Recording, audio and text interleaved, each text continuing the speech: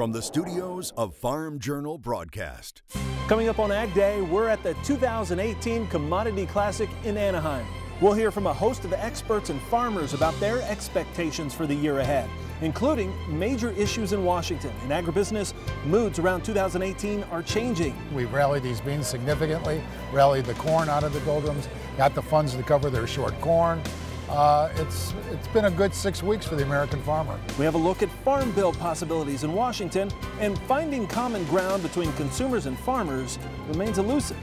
Ag Day, brought to you by the Chevy Silverado, the most dependable, longest-lasting full-size pickups on the road.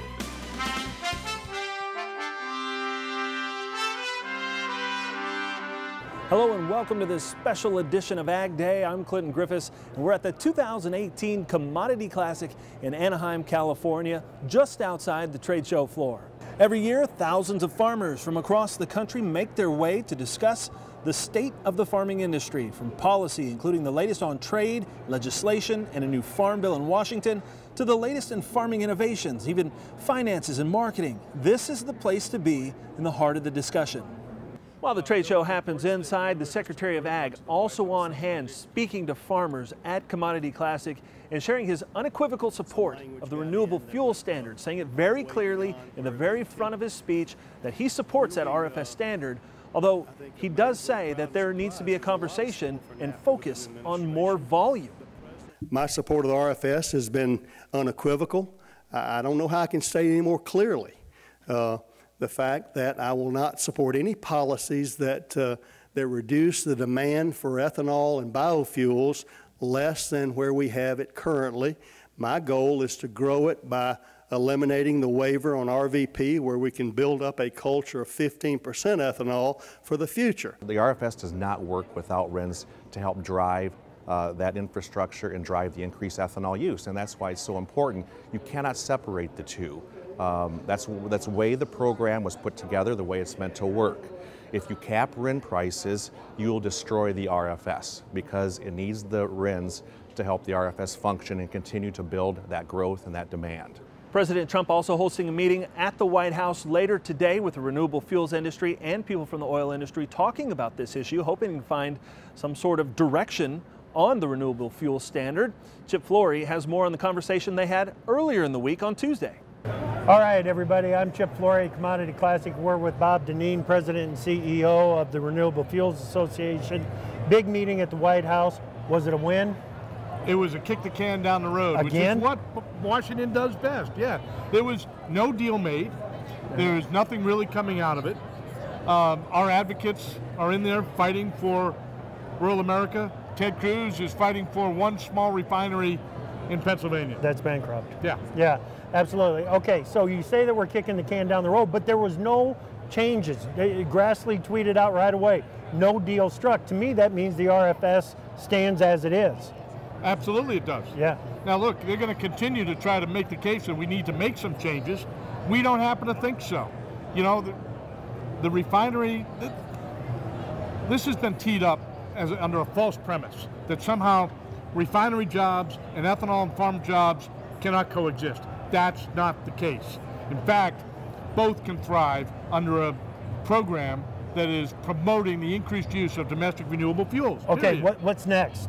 Real quick, what's next? There'll be more discussion. We're going to talk about this all summer long, I suspect. Yeah, so it's just going to be more doing battle with the anti-RFS crowd. With Bob Dineen, I'm Chip Flory at the Commodity Classic 18. This year the word is uncertainty. There's just so much uncertainty around trade, policy, finances, price, even weather. We just don't know what's going to happen in 2018. As NAFTA negotiations began once again this week, leaders of the corn, soybean, wheat, and sorghum industries are holding their breath. The president and president of Mexico reportedly not thawing tensions following a phone call over the weekend, one that ended in canceling a meeting between the two.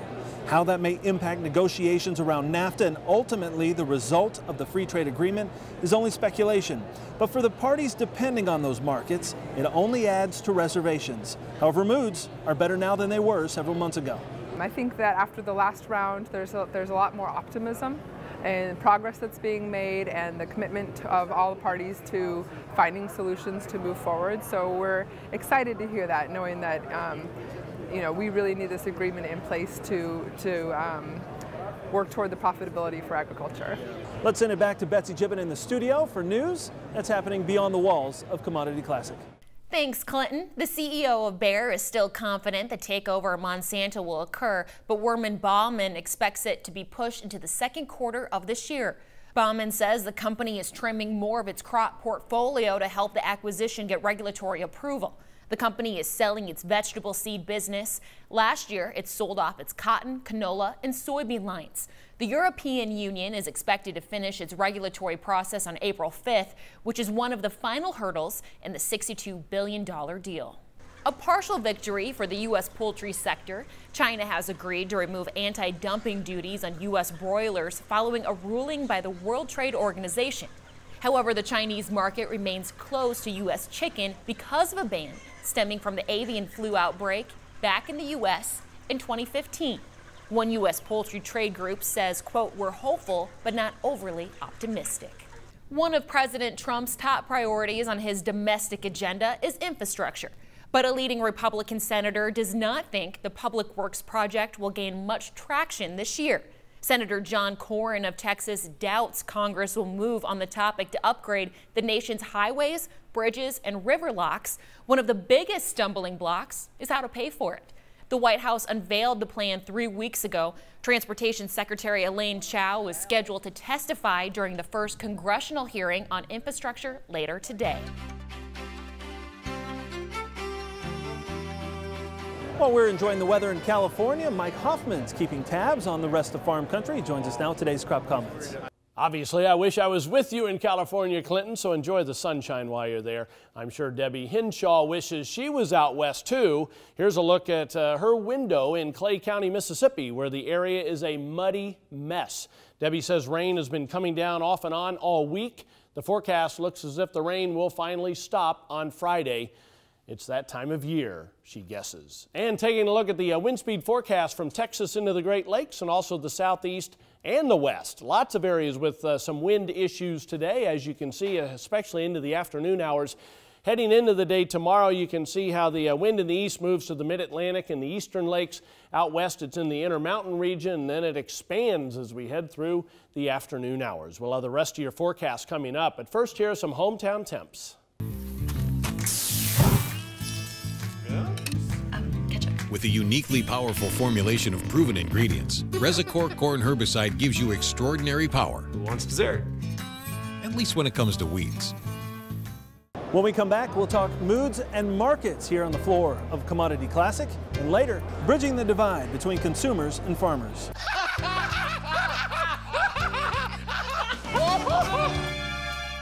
Uh-oh.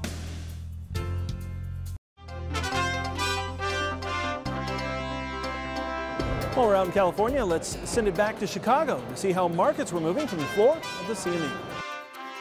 The big story today is really the wheat. The wheat is just absolutely surging. It seems that the crop concerns in the U.S. is really driving this market. We've got a 7-month high today, and the market still looks really good. And it looks like that there's still, you know, some time to recover in the crop area. And if we do get some rain, if we definitely could recover and things could go well. But right now, it still looks like, you know, as time goes on, it gets closer and closer, and it's got everyone a little bit nervous. Hogs is the real story today, a real sharp drop today. The large supplies are just weighing on the futures right now, and it's just telling us that there's really no buyers stepping in to kind of support that market. We did expect that there would be some bargain hunters coming in, but it kind of didn't happen. So it looks like the late winter offerings are allowing the hog buyers to just, you know, relax their bids somewhat. That's all from the floor at the CME Group. I'm Virginia McGathy.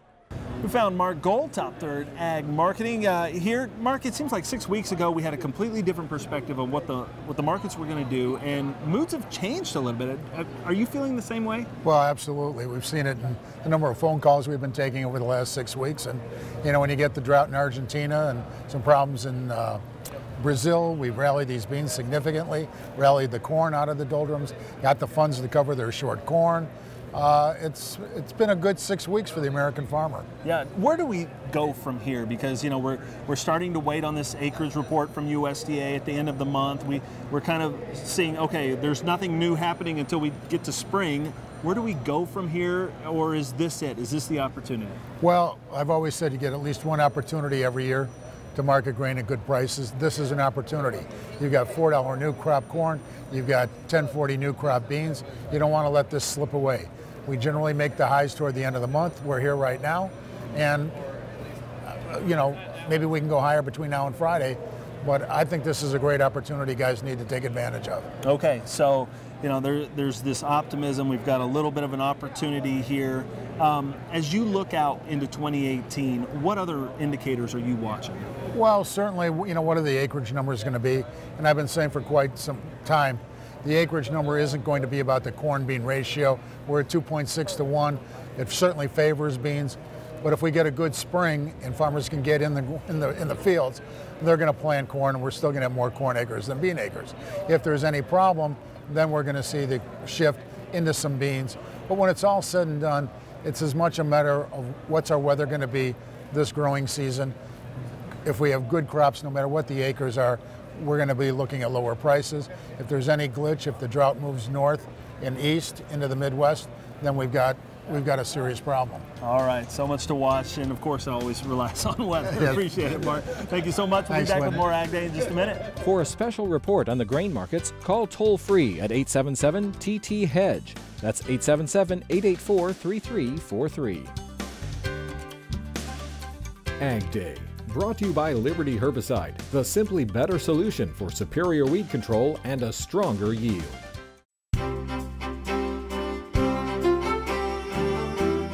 Welcome back to AgDay. I'm meteorologist Mike Hoffman. As we take a look at the weather map, you can see a big wet storm system in the east. Not what a lot of folks in this area needs. They've had flooding in the I-80 corridor down into parts of the southeast mid-Atlantic over the past week or so, and we're seeing more rain in those areas. Secondary cold front will switch some of that rain to snow in the northern fringes, and this is a powerful system out west. Now obviously places in California and the southwest can use all the moisture they can get out of this, and there's going to be a fair amount of it.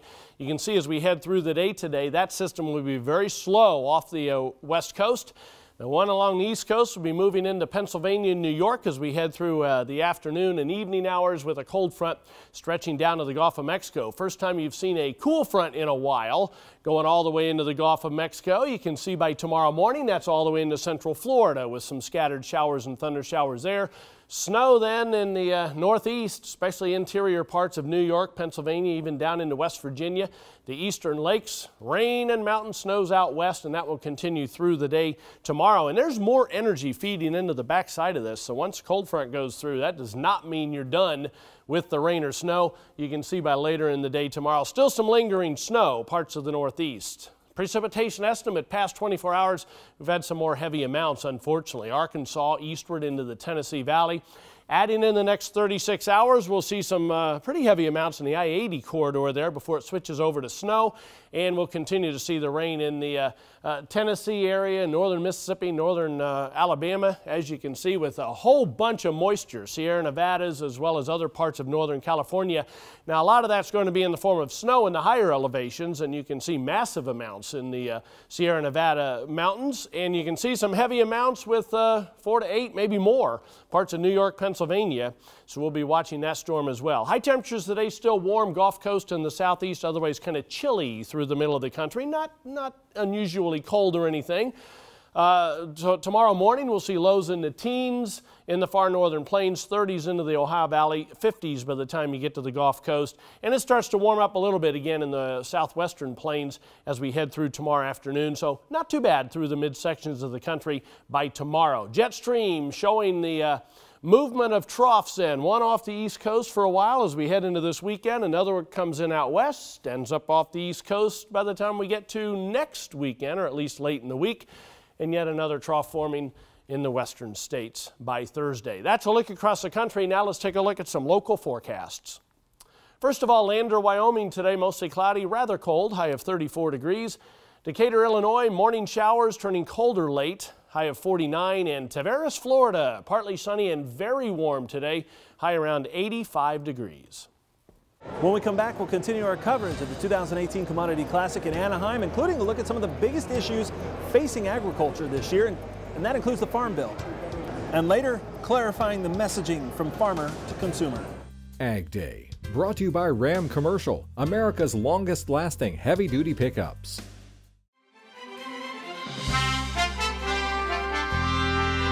Welcome back. One of the biggest issues still to solve this year is the 2018 Farm Bill. In talking with leaders from both the House and Senate Ag committees, they say they're committed to getting that done this year. Washington watchers saying that's more likely following the recent changes to the safety net for both cotton and dairy. Farm groups say the ag industry appears to be in sync with each other, but it may be the other 80% of the Farm Bill that causes a holdup. It seems to me that the biggest issue that we had in the 2014 Farm Bill was nutrition, food stamp programs, and I think that's probably, again, going to be the big issue. For quite a long time, you've had both the chairman of the House and Senate Ag Committee saying we have to do some kind of reform or we don't have the votes to pass it. But we also know that if we do too much reform, we won't have the votes to pass it. So a very fine line to figure it out. Thatcher says if progress isn't made in the next month or two, the chances of finishing a Farm Bill in 2018 continue to go down. Another year of stagnant farm incomes are keeping pressure on completing a Farm Bill on time. Ag lenders saying despite expectations for financial stress in 2017, the farm economy weathered the year better than anticipated. We were anticipating the stress to be higher even than it has been.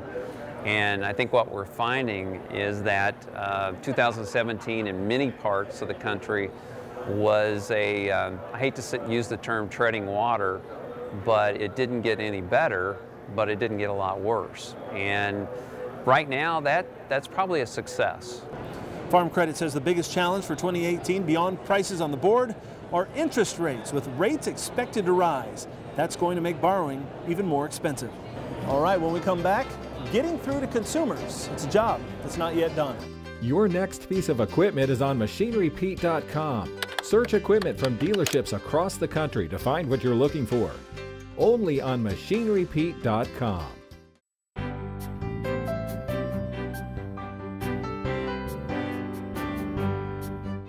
In the Country, sponsored by Kubota. Tractors, hay tools, utility vehicles, mowers, and more. Visit KubotaUSA.com today. Being an advocate for something means you're willing to stand up and speak out, while being an advocate is what we use in the industry to talk about telling a farmer and rancher's story. Well, after years of doing this, that work is not over. We've got to change this conversation. We've got to get consumer sentiment, better understanding the technology that we use, and really more than be opposed to it, but even welcome it. A tall order, even as companies like Bayer and others stand up for modern ag. We're actually at a time also in science and technology where there are amazing advances going on, but none of it actually makes any sense if there's not public acceptance of agricultural practices on the other end of things. And gaining that public acceptance is a goal line that continues to move. A recent survey of consumers by Bayer found only 31% of consumers believe agricultural advancements are safe. More than 3/4 of people think the long-term effects of GMOs are not yet known, and a third say they plan to buy more organic products in 2018.